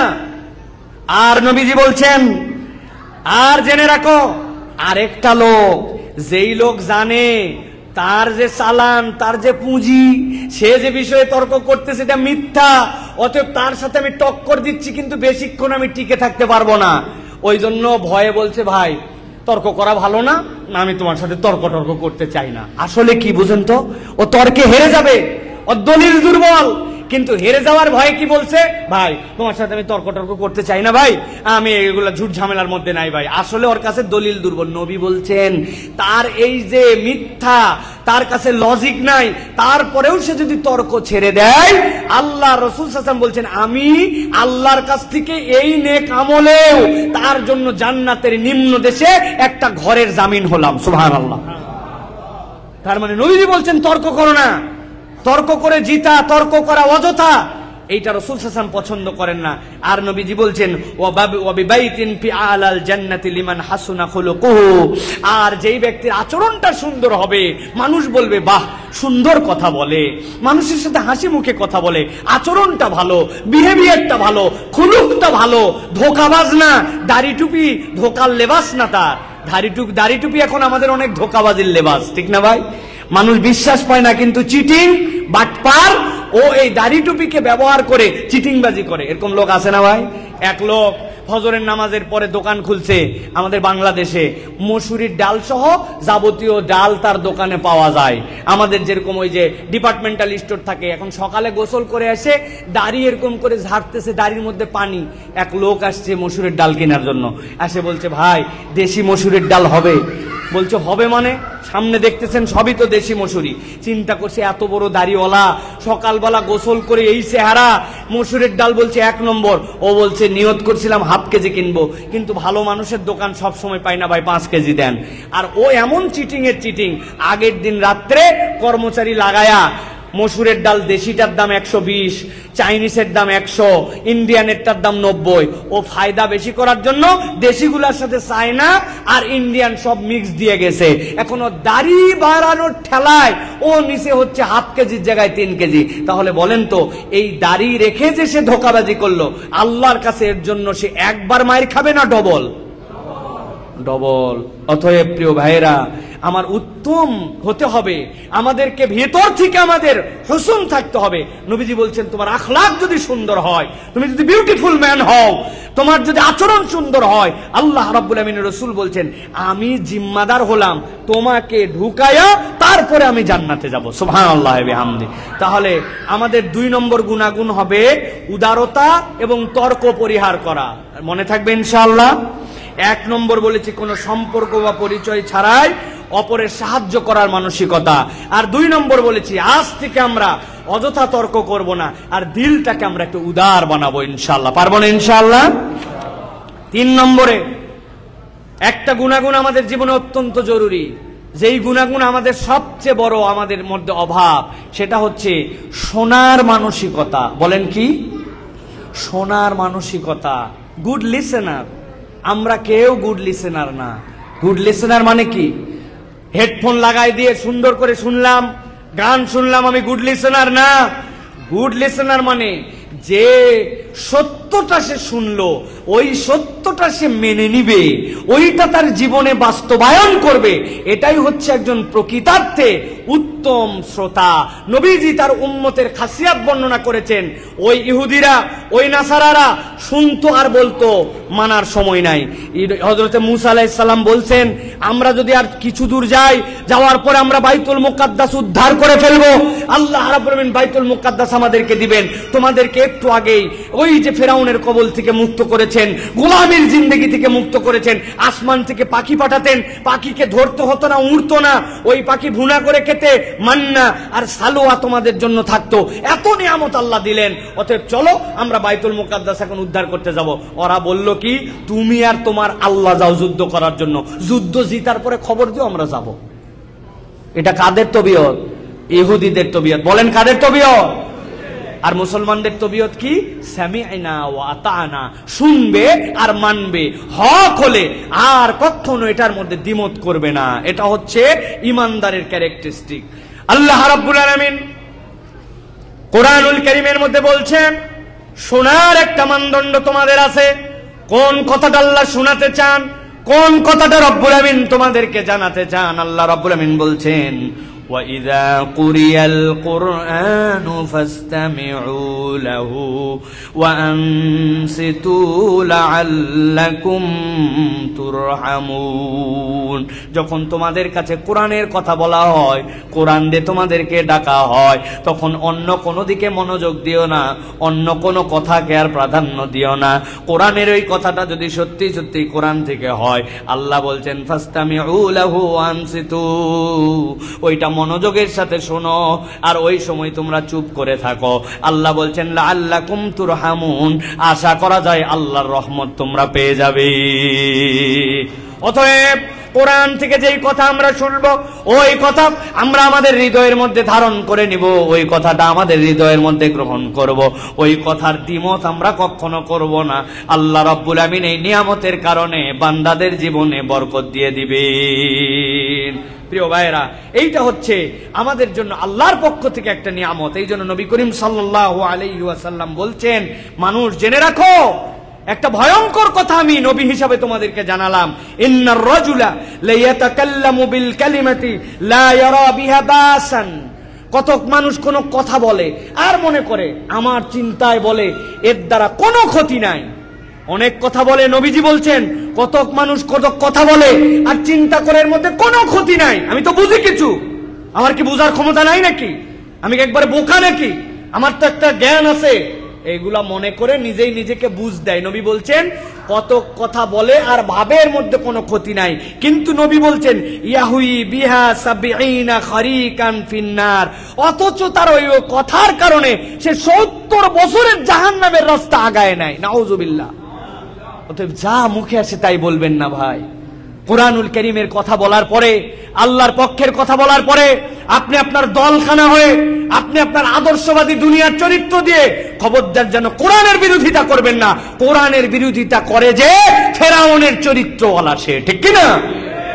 অতএব আমাদেরকে এইখান থেকে সতর্ক হতে হবে। প্রিয় ভাইয়েরা, আমরা শোনার মানসিকতা নিব, আমরা শুনে ফেলবো। কোরআনের কথা শুনছি, যা আমি মানতে শুরু করে দিলাম, কাল ক্ষেপণ করবো না, কখন ইনশাল্লাহ করবনি, ইনশাল্লাহ ধরবনি, অপেক্ষা করায় আমরা। এই পার্টি আছে না আমাদের ভাই, নামাজ পড়েন না কেন, এখনো বয়স হয় না, ইনশাল্লাহ আগামী জুম্মাবার থেকে শুরু করব। রোজা বলে এই রোজার থেকে, এই যে রোজা ধরবো না ধরবো, হজ করে এসে আমি ভালো হয়ে যাব। বাবা রে বাবা, আপনি এর ফাঁকের জিন্দেগি আপনার কি হবে? এই জন্য প্রিয় ভাইরা, কখনো এই কাজ করা যাবে না। শোনার মানসিকতা আমাদের মধ্যে নিতে হবে।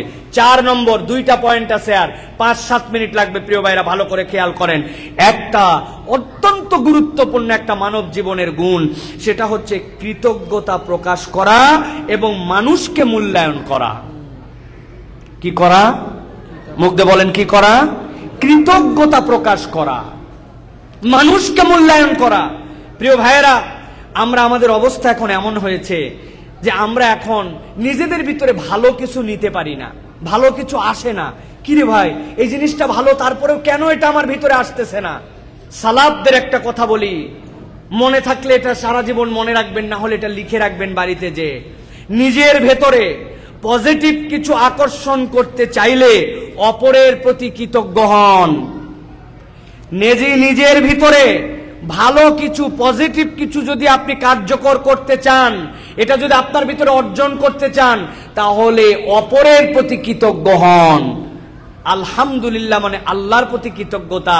কিন্তু নবীজি বলছেন কেবলমাত্র এইটুকুই নয়, তুমি যদি কৃতজ্ঞ হও তাহলে ওই কৃতজ্ঞতার প্রথমটা হবে মানুষের কৃতজ্ঞতা। মাল্লাম ইয়াশকুরিন নাস লাম ইয়াশকুরিল্লাহ, যে মানুষের প্রশংসা করে না, মানুষের কৃতজ্ঞ না, সে আল্লাহরও কৃতজ্ঞ নয়। একটা হাদিস বলবো আপনাদের কাছে, আমি বিশ্বাস করি আমাদের যত মা বোন আসছেন, যত পুরুষরা আসছেন, যত যুবকরা আসছেন, এই হাদিস জানেন, কিন্তু কখনোই এইভাবে হয়তোবা ভেবে দেখেন নাই। দেখেন তো এই হাদিস জানেন কিনা? নবী সাল্লাল্লাহু আলাইহি ওয়াসাল্লাম বলছেন, একটা মেয়ে, সে হচ্ছে প্রস্টিটিউট, পতিতা, নিজের শরীর নিজে বিক্রি করে। একদিন সে রাস্তা দিয়ে যাচ্ছে, যাওয়ার সময় একটা কুকুরকে দেখলো। কুকুরটা তৃষ্ণার্ত, এমন তৃষ্ণা তার ভিতরে, আল্লাহ নবী সাল্লাল্লাহু আলাইহি ওয়াসাল্লাম বলছেন যে ওই তৃষ্ণায় ইয়ালহাসু কাদা ইয়াকতুলুহুল আতাস, মনে হচ্ছিল যেন পিপাসায় কুকুরটা মারা যাবে, এই রকম পিপাসার্ত। ওই মেয়ের মনে দয়া হলো, মেয়ের অপরাধ কি? মেয়েটা আল্লাহর হুকুম লঙ্ঘন করে পয়সার বিনিময়ে নিজের ইজ্জত বিক্রি করে দেয়। কত নিকৃষ্ট মেয়ে! সেই মেয়ে সিদ্ধান্ত নিল যে এই প্রাণীটাকে তো একটু হেল্প করা দরকার। সে নিজের পায়ের মোজা খুললো, এরপরে কূপের থেকে পানি তুললো, এরপরে সেই কুকুরটাকে খাওয়ায় দিল। নবীজি বলছেন, গুফির আলী ইমরাতিন মুমিসাতিন মাররাত বিকালবিন রাসিন রাকিয়িন ইয়ালহাসু কাদা ইয়াকতুলুহু বিল আতাস। মৃত্যু পথযাত্রী পিপাসার্থ একটা কুকুরকে ওই মেয়ে পানি খাওয়ালো, আল্লাহ রাব্বুল আলামিন ওই মেয়ের জীবনের সব গুনাহ মাফ করে দিলেন। আচ্ছা, কখনো ভেবে দেখছেন এই মেয়ের গুনাহ একটা কুকুরকে পানি খাওয়ানোর দ্বারা কেন মাফ হলো? হাদিস বেত্তারা বলছেন এর মধ্যে একটা সাংঘাতিক কথা আছে। ওই মেয়ে যে প্রস্টিটিউশন করত, ওইটা হচ্ছে বান্দার হকের সাথে জড়িত ছিল না। ওইটা আল্লাহ তাকে নিষেধ করছে, কিন্তু সে অমান্য করে। সে আল্লাহর হকের, আল্লাহর সীমাকে অতিক্রম করত, কবিরা একটা গুনাহ করত, কিন্তু ওই বিষয়টা জড়িত ছিল আল্লাহর সাথে।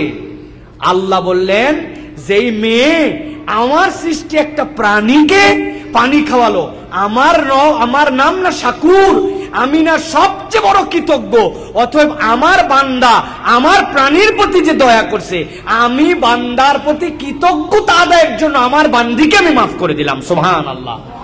অতএব প্রিয় ভাইয়েরা, মনে রাখবেন আমার রবের দুইটা নাম আছে। যেই রবের নাম দুটো আপনি হৃদয়ে যদি ধারণ করতে পারেন, আপনি রবের প্রতি আপনি তখন আবেগ আপ্লুত হয়ে যাবেন। আপনার রব হচ্ছেন কৃতজ্ঞ। কোন বান্দা যদি রবের কৃতজ্ঞতা করে, মানুষের কৃতজ্ঞতা করে, যার থেকে একটু নিয়ামত পেয়েছে এই নিয়ামতের কৃতজ্ঞতা করে, আল্লাহ তার প্রতি শাকুর হন। আর আল্লাহর আরেকটা নাম হচ্ছে হালিম। কি নাম? হালিম মানে কি জানেন? হালিম মানে কি? হালিম মানে সহানুভূতিশীল। হালিম মানে রব্বুল আলামিন দয়াদ্র। এইগুলো একটাও প্রপার অর্থ হয় না। হালিম মানে বুঝেন ভালো করে মন থেকে, আপনার একটা 10-12 বছরের ছেলে হয়তো মারা গেছে, আল্লাহ মাফ করুক, উদাহরণ দেওয়ার জন্য বলছি, বুঝেন। 10-12 বছরের একটা ছেলে মারা গেছে। মারা যাওয়ার পরে এলাকার ইমাম সাহেব, এলাকার গণ্যমান্য ব্যক্তিরা আসছে। আসার পরে বলছে, আহারে আপনার সন্তান মারা যাওয়া আমাদের অনেক দুঃখ, আমাদের বুক ভর্তি ব্যথা, আমরা হৃদয়ে কষ্ট অনুভব করছি। সবাই সান্ত্বনা দিতে আসছে। আল্লাহর কসম করে বলেন, দুনিয়ার সবাই যদি সান্ত্বনা দিতে আসে, কিন্তু আপনি হৃদয় থেকে যে কষ্ট পেয়েছেন, ওই কষ্ট কি আপনি ছাড়া ওই সন্তান হারানোর ব্যথা অন্য কেউ প্রকৃত অনুভব করতে পারে? কথা বলেন ভাই, পারে? কিন্তু আল্লাহ বলছেন আমার নাম হালিম। হালিম মানে কি? বান্দা তোর হৃদয়ের ব্যথা যতখানি, তোর হৃদয়ের দুঃখ যতখানি, আমি আল্লাহ ঠিক ততখানি অনুভব করতে পারি। এই জন্য আমি তোর রব হিসেবে হালিম। সুবহানাল্লাহ। এই জন্য বান্দা যদি শাকুর রবের কাছে যায় আর হালিম রবের কাছে নিজেকে সমর্পণ করে দেয়, ওই বান্দার জীবনের যত গুনাহ থাক, যত ভুল থাক, আল্লাহ রাব্বুল আলামিন তওবা করার সাথে সাথে ওই বান্দাকে মাফ করে দেন। সুবহানাল্লাহ। অতএব প্রিয় ভাইরা, আমরা কৃতজ্ঞ হওয়ার চেষ্টা করব ইনশাআল্লাহ। কৃতজ্ঞতার 5টা লেয়ার আছে। বলেন কয়টা? জোরে বলেন কয়টা? এটা জেনে নিতে হবে। কৃতজ্ঞতার কয়টা লেয়ার? একটু জোরে বলেন আরেকবার, কয়টা? 5টা। 1 নম্বর, মুখে কৃতজ্ঞতা। কেউ আপনার কোনো উপকার করছে, আপনি মুখে তাকে জাযাকাল্লাহ বলছেন, মুখে তাকে থ্যাংক ইউ বলছেন, মুখে তার কৃতজ্ঞতা স্মরণ করছেন। 2 নম্বর, মুখে পারেন নাই, আচরণে আপনাকে প্রমাণ দিতে হবে যে আপনি তার প্রতি কৃতজ্ঞ। আপনি আচরণ দিয়েও বুঝাতে পারেন না। 3 নম্বর, প্রতিদানে। আপনার সামর্থ্য আছে, কেউ আপনার কোনো উপকার করছে, আপনি তাকে প্রতিদান দিয়ে দিবেন। 4 নম্বর, হাদিয়াতে। যদি মনে করেন যে এমন ব্যক্তিত্ব, যেই ব্যক্তিকে আপনি প্রতিদান দেওয়ার সামর্থ্য রাখেন না, কিন্তু আপনি তাকে কিছু গিফট করবেন, তাকে হাদিয়া দিবেন। নবীজি বলছেন, তাহাব্বু, তোমরা হাদিয়া দাও একজন আরেকজনকে, আল্লাহ রাব্বুল আলামিন তোমাদের মধ্যে মহব্বত বৃদ্ধি করে দিবেন। সুবহানাল্লাহ। আগেই কালচার ছিল, মা বোনেরা নিজের বাড়িতে একটা পাট শাক রান্না হলেও পাশের বাড়িতে পাঠাতো, নিজের বাড়িতে একটা কিছু হলো অপরকে দিত। এখন পাশাপাশি 2 ফ্ল্যাটে থাকে, কেউ কাউকে চিনে না, ভিতরে মরে পড়ে থাকে, 7 দিন পরে উদ্ধার করা লাগে। এত আমরা আপডেট হয়েছি প্রিয় ভাইরা। এরকম নয়, বরং আমরা স্বামী স্ত্রীকে হাদিয়া দিতে পারি, স্ত্রী স্বামীকে দিতে পারি। হাদিয়া দেওয়ার জন্য আমার সামর্থ্যে যতটুকু আছে আমি একটু হাদিয়া দিব। আল্লাহ রাব্বুল আলামিন এর দ্বারা মহব্বত বৃদ্ধি করেন প্রিয় ভাইরা।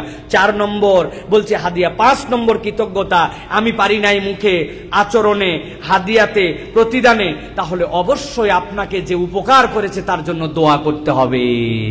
কোনো একটা মানুষ আপনার একটা ব্যাগ উঁচু করে দিয়েছিল, কোন একটা মানুষ আপনাকে একটা ছোট্ট দরজায় ঢুকতেছিলেন মসজিদে, সে দরজাটা ধরে দাঁড়ায় ছিল যে আপনি ঢুকেন, এইটুকু আপনার কাছে কিছুই মনে হয় নাই, কিন্তু সে আপনার একটা উপকার করছে। আপনি যদি ক্ষুদ্র থেকে বড় পর্যন্ত এই উপকারগুলোকে কৃতজ্ঞতা চিত্তে স্মরণ করেন, রব্বুল আলামিন আপনার প্রতি রহম নাজিল করবেন। সুবহানাল্লাহি ওয়া বিহামদিহি। তাহলে এই গুণটা আমাদের দরকার। সর্বশেষ বলবো যেটা প্রিয় ভাইরা, সেটা হচ্ছে 5 নম্বর, দায় স্বীকার করা। দায়িত্ববোধের জায়গা থেকে দায়বদ্ধ হওয়া। আমরা কেউ দায়বদ্ধ মানুষ হওয়ার জন্য এখন প্রিপেয়ার না। আল্লাহ নবী বলছেন, আলা কুল্লুকুম রাইন ওয়া কুল্লুকুম মাসউলুন আন রাইয়াতিহি। আমরা দায়িত্ব সচেতন না। আপনার সন্তান আপনার দায়িত্বের মধ্যে, আপনার স্ত্রী আপনার দায়িত্বের মধ্যে, আপনার পরিবার আপনার দায়িত্বের মধ্যে। এই দায়িত্বের কতকগুলা লেয়ার আছে। 1 নম্বর দায়িত্ব হচ্ছে নৈতিক দায়বদ্ধতা। নৈতিকতার কাছে আপনি দায়বদ্ধ। কে দেখলো আর কে দেখলো না, এই জায়গা হচ্ছে সিসি ক্যামেরা নিয়ন্ত্রিত, অথবা আপনি এই জায়গাতে আপনি নৈতিকতা দেখান, কিন্তু সিসি ক্যামেরা নাই, আপনি অনৈতিক হয়ে গেলেন, এরকম যেন না হয়। আপনি নৈতিকতার কাছে আপনি দায়বদ্ধ। কেউ দেখুক না দেখুক, আমি আল্লাহর কাছে নীতিতে দায়বদ্ধ। এটা 1 নম্বর। 2 নম্বর, জনহিতকর কাজের জন্য আপনি দায়বদ্ধ। খালি আমি খাইলাম, নিজে বাঁচলে বাপের নাম, বাংলাদেশে বলে না ভাই? না, আপনি জনহিতকর কাজের জন্য আপনি দায়বদ্ধ। আপনাকে মানবিক মানুষ হতে হবে, এটা একটা দায়বদ্ধতা। 3 নম্বর, সামাজিক দায়বদ্ধতা। আপনি আমি সামাজিক জীব। কিভাবে আমরা সামাজিক জীব ভাই জানেন? কিভাবে আমরা সামাজিক জীব কখনো ভেবে দেখছেন?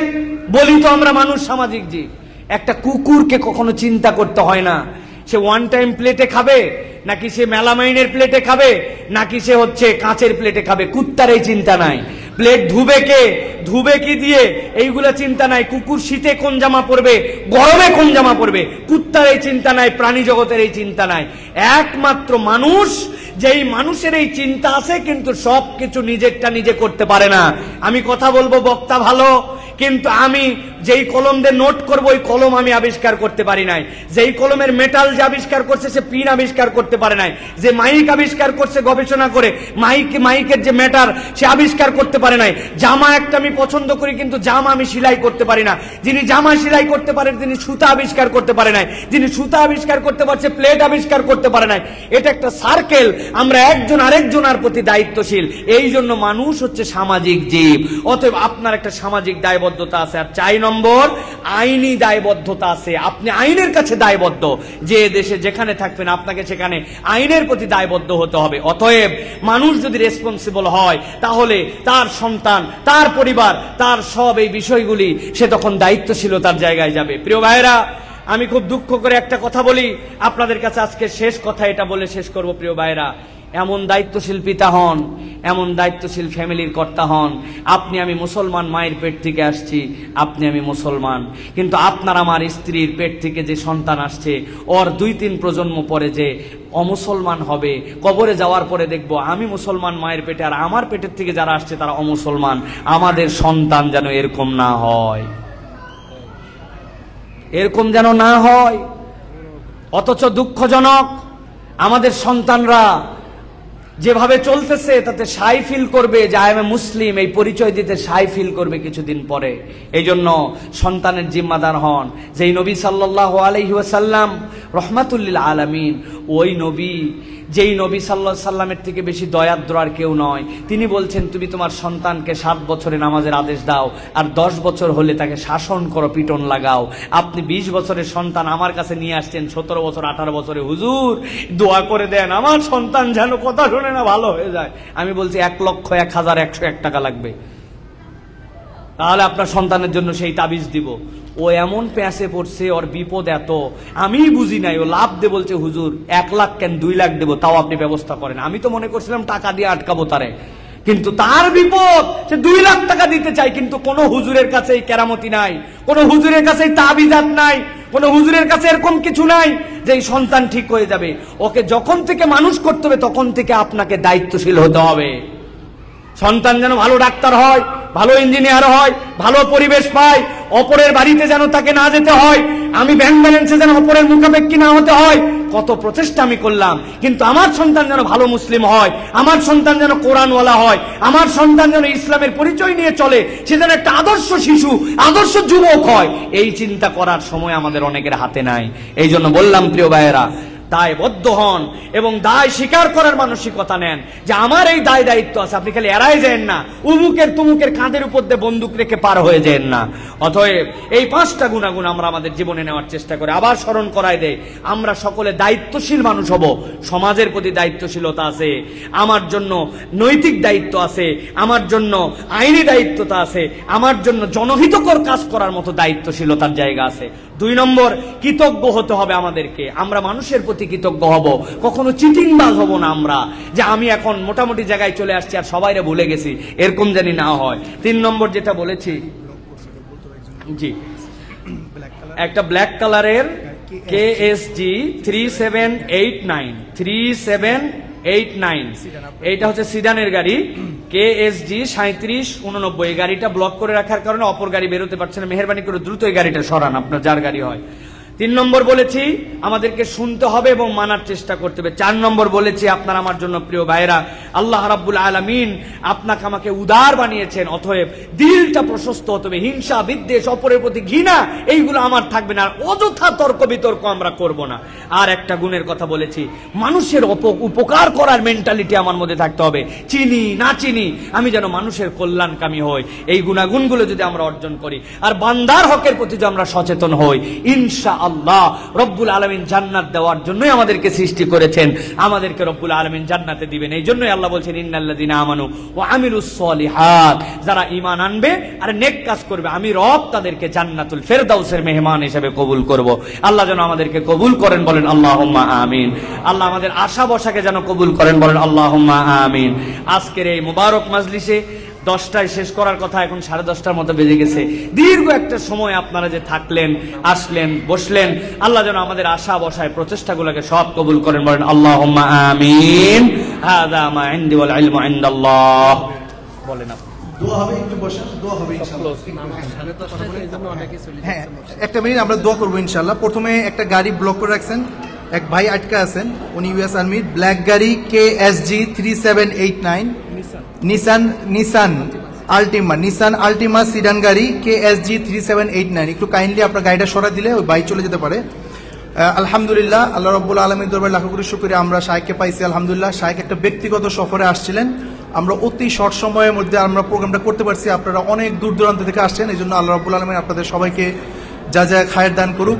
শাইখের কাছে কৃতজ্ঞ। শাইখ গতকালকে সারা রাত জার্নি করার পর, আজকে সারা রাত ব্যস্ত থাকার পরও আজকে দীর্ঘ সময় আমাদেরকে দিনের কথা বলছেন। আল্লাহ রাব্বুল আলামিন শাইখের নেক হায়াত দারাজ করুক এবং ইনশাআল্লাহ আমরা শাইখকে আবার নিয়ে আসবো, আবার প্রোগ্রাম করব। আমরা অতি দ্রুত করার কারণে অনেক ভুলভ্রান্তি হতে পারে, আমরা সবার কাছে ক্ষমা প্রার্থনা করতেছি। আমি ফ্লোরিডা থেকে আসছি এখানে আমার ছেলেকে হাফেজি পড়াইতে, এবং একটা আশা নিয়ে আসছি যে বাফেলো অনেক ইসলামিক এনভায়রনমেন্ট, কিন্তু বর্তমানে আমরা দেখতেছি আস্তে আস্তে কিন্তু আমাদের নিউ ইয়র্ক সিটির মতো নায়ক নায়িকা আসতেছে, গায়ক গায়িকা আসতেছে, আমাদের অপসংস্কৃতি চলে আসতেছে। আমরা যদি এই প্রোগ্রামগুলো বেশি করে না আয়োজন করি, তাহলে কিন্তু আস্তে আস্তে ওইটা আগ্রাসন হয়ে যাবে, আমাদের ইসলামী মসজিদে পাঠিয়ে দিবে। তাহলে আমাদেরকে যদি সহযোগিতা করেন ইনশাআল্লাহ, তাহলে শাইখের মতো শাইখরা আসবেন, আমাদেরকে হেদায়েতের কথা বলবেন, আমাদের সন্তানরা দেখবে, আমাদের মহিলারা আজকে আলহামদুলিল্লাহ অনেক আসছেন, তারাও দিন শিক্ষা গ্রহণ করবেন এবং বাসায় নিয়ে যাবেন, এগুলো চর্চা করবেন।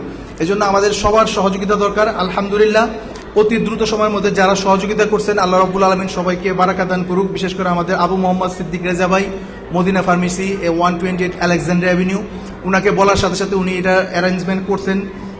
আমাদের বাফেলো বাংলার করিম ভাই যথেষ্ট প্রচার করছেন, এই জন্য আলহামদুলিল্লাহ আমাদের হল ভরে গেছে। আজকে আমরা অতি শর্ট সময়ের মধ্যে এত মানুষ আশা করি না, তারপরে চলে আসছেন। তাছাড়া তালহা বক্ত ভাই, মীর আহমেদ ভাই, Palli Grocery, Burger IM, Jabed Mostafa ভাই, Sterling Pharmacy, Dynamic Accounting, Maksudur Rahman, MD Shahriar, Buffalo Bangla বলছি, ডাক্তার ফাহিম, এছাড়া আরও যারা নাম উল্লেখ করেন না কিন্তু অনেক আমাদেরকে বিভিন্নভাবে এই যে এত অ্যারেঞ্জমেন্ট, চেয়ার টেয়ার সবকিছু করছেন, আল্লাহ রাব্বুল আলামিন সবাইকে তার উত্তম বিনিময় দান করুক। ইনশাআল্লাহ আমরা দোয়া করবো মোনাজাত করে, তারপর আমরা যাব। লাইভগুলো বন্ধ